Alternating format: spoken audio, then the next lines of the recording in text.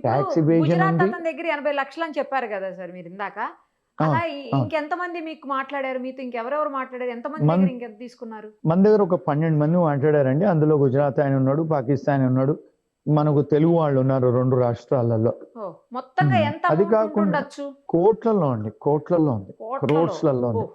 ఆ! ఆ! ఫ్ ఇప్పుడు యూకేలో మీకు 15,000-20,000 మీకు లోకల్ కరెన్సీ అంటే హ్మ్. మరి పౌండ్స్ డాలర్ కంటే పెద్దది కదండీ! అవును. ఇప్పుడు 1000 పౌండ్స్ ఈజ్ ఈక్వల్ టు 1,20,000 1,30,000 అంటే మీరు 15,000 పౌండ్లు టు 20,000 పౌండ్స్ అంటే మీరే చూసుకోండి ఎంత డబ్బు. బాబోయ్!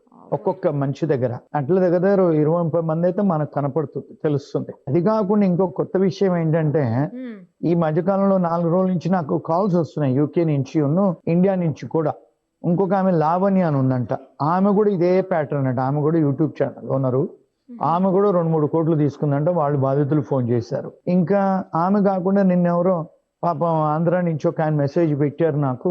హ్మ్. సార్ ఎవరో గోవిందరాజ్ అని ఉన్నారు. ఆయన భార్య ఉన్న ఆమె కూడా 2, 3 కోట్లు వేసేసారు సార్. వాళ్ళు కూడా ఫోన్‌లో రారు.